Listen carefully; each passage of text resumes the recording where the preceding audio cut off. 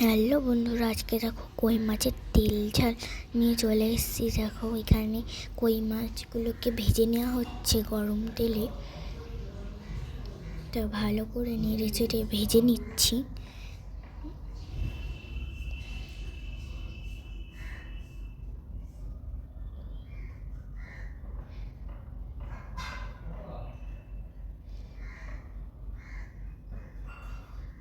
ভালো করে কড়া করে লাল লাল করে ভেজে নিচ্ছি।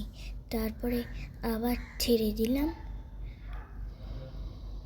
এবার তুলে নিলাম কই মাছগুলোকে। এবার এর মধ্যে দিয়ে দিচ্ছি, গরম তেলের মধ্যে ছিল, তেলটা তো অনেকটা দিয়েছি, কালো জিরে,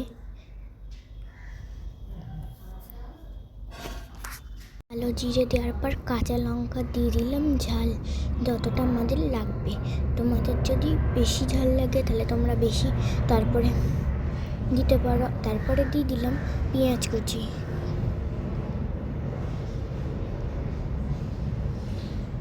পরিমাণ মতো পেঁয়াজ কুচি দিয়ে নেড়ে চেড়ে নিলাম। গ্যাসটাকে বাড়িয়ে দিলাম।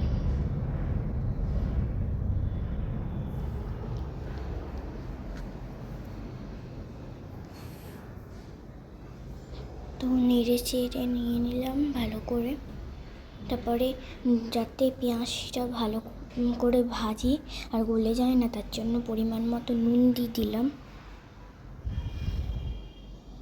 তারপরে আর একটু নুনটা দেওয়ার পর নেড়ে চেড়ে নিলাম।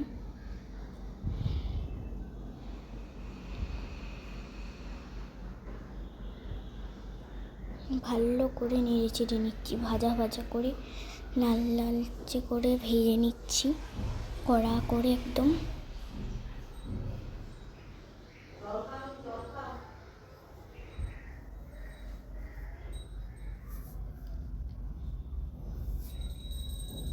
তার টমেটো কুচি দিয়ে দিলাম। তারপরে এই টমেটো ভেজে নিলাম ভালো করে নেড়ে চেড়ে।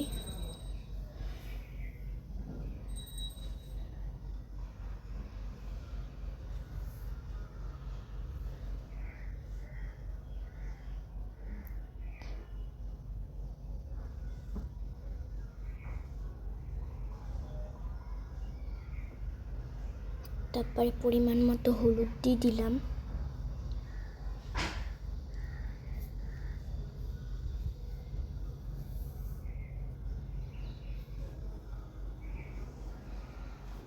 পরিমাণ হলুদ দেওয়ার পর নেড়ে চেড়ে নিলাম একটুখানি।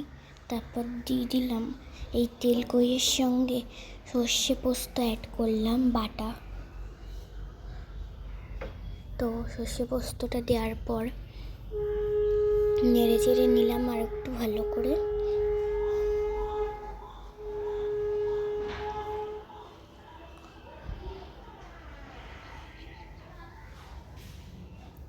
তো এই যেটা মিক্সির মধ্যে আমরা বেটেছিলাম বলে, তার জন্য মিক্সির মধ্যে গায়ে গায়ে লেগেছিল, ওর সঙ্গে জল মিক্স করে একটু দিয়ে দিলাম। তারপরে ঝোলটা, তারপরে পরিমাণ মতো জল দিয়ে দিলাম, যতটা ঝোল লাগবে ততটা পরিমাণের জল দিয়ে দিলাম।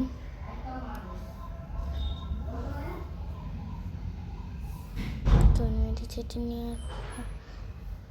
আর একটু জল দিয়ে দিলাম, যতটা পরিমাণ মতো ঝোল লাগবে।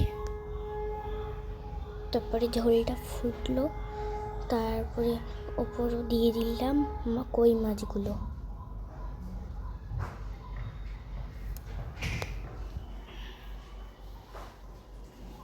সব কটা কই মাছ দিয়ে দিলাম।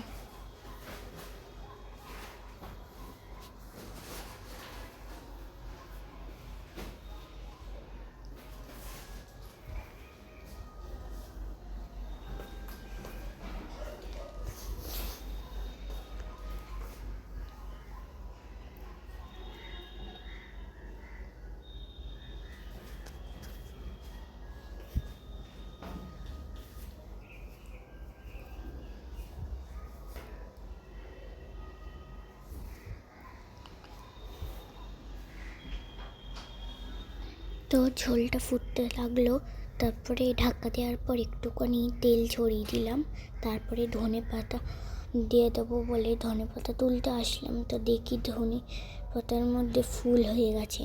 এবার তার জন্য বেছে বেছে তুলে নিলাম, এই কটাই তুলেছি, বেশি তুলিনি। এখানে দেখো ফুলকপি আলু ভাজা, আর এখানে মাছের ঝোলটা ফুটছে। এবার এরপরে ধনে পাতাগুলো ছড়িয়ে দিলাম, অল্প এনেছি বলে তাই অল্পই দিলাম। তো ভিডিওটা যদি ভালো লাগে তাহলে লাইক কমেন্ট শেয়ার অবশ্যই করবেন। আজকে